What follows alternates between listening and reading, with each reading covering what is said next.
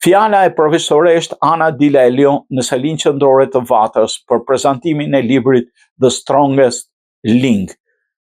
historia gojore të mbijetuarve të përdhunimit gjatë luftës në Kosovë. Ana Di Lelio dhe Karantina Kraja, seria e historisë gojore të Oxfordit sipas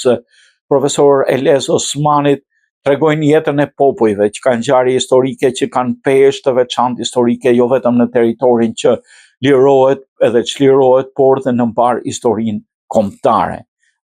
Ato paraqitën librin e tyre në Federatën Vatra. I tillë tha ai është dhe lufta për çlirimin e Kosovës, lufta ushtrisë shqiptare të Kosovës, as nuk piku nga qielli, as nuk doli nga dheu, por ishte i gjithë ky rrugtim historik në jetën e popullit të Kosovës, të popullit shqiptar në përgjithësi, që kishte një çmim të rëndë në rrugën e zhvillimit historik. Jo vetëm se lufta është luftë, po që sjell shumë shkatërrime dhe humbje të jetese të njerëzve deri në të fëmijëve të pafajshëm, por edhe pse përpara kishim një armik shekullor që hartonte programe për zhdukjen e shqiptarëve që nuk respektonte ligjet e luftës, të mos flasim për moralin e luftës së tyre. Tema bosh që u trajtuan në librin e sapo botuar nga profesoresha Ana Di Lelio dhe Karantina Kraja të zgjon ndjeshmërinë, dhembjen, keqardhjen për personazhet e librit që janë nënat, motrat, nuset të vajzat tona, por meriton të diskutojmë, të vlerësojmë dhe të përgëzojmë autorët për punën e vyer, duke përballur lexuesin me një realitet të vështirë mund të gjendet në historinë e përbotshme të luftarve.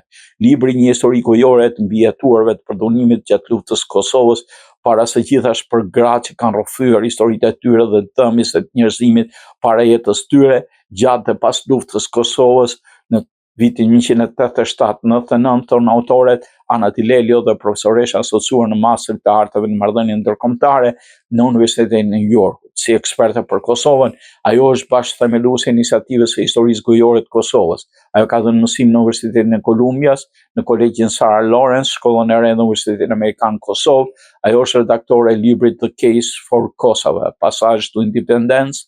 himni, autore e librit Betejë e Kosovës 1389, një pikë shqiptare, dhe dimri gjatë 1145 kushtuar masakrës së Tivarit të bërë nga partizanët e Titos së bashku me ndihmën e partizanëve shqiptar ndaj kosovarëve.